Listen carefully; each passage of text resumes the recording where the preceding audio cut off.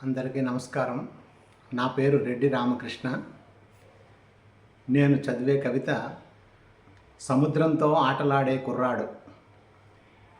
సముద్రంతో ఆటలాడే కుర్రాడని చూశాను నిన్న చింతపల్లిలో. సింహం జూలు పట్టి దానిపై స్వారీ చేయాలని చూస్తున్నాడు. అలల జూలు విదిల్చి గాండ్రిస్తోంది సింహం. అయినా నిర్భయంగా దాని వద్దే తిరుగుతున్నాడు. దెబ్బతిన్న పాముల సర్రున లేచిన కెరటం బుసకొడుతూ పడగ విప్పితే దాని పీకపట్టి కోరలు పీకిన వానిలా పదే పదే అక్కడే.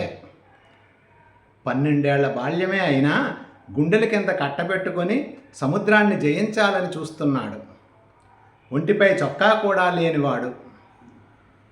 బెల్లం దెమ్మకు పట్టిన నల్లని కండచీమల సముద్రాన్ని అంటిపెట్టుకుని ఉన్నాడు. ఎన్నిసార్లు విదిలించినా మళ్ళీ మళ్ళీ వచ్చే చీమల కెరటం ఎన్ని మార్లు బయటకు నెట్టేస్తున్నా సముద్రం పైకి దూకుతూనే ఉన్నాడు. ఎంత సాహసం వాడిది! సాహసవంతులే దేన్నైనా సాధించగలరని నిరూపించేవాడిలా ఉన్నాడు. రేపటి బతుకు సముద్రాన్ని ఈదటానికి తనకు తనే తర్ఫీదు పొందుతున్న మరో ఏకలవ్యంలా కనిపిస్తున్నాడు. ఈసారి బొటనవేలు కావాలనే దొరలు వస్తే తెడ్డు తిప్పగల చైతన్యాన్ని శ్వాసిస్తున్నట్టుగా ఉన్నాడు. Thank you.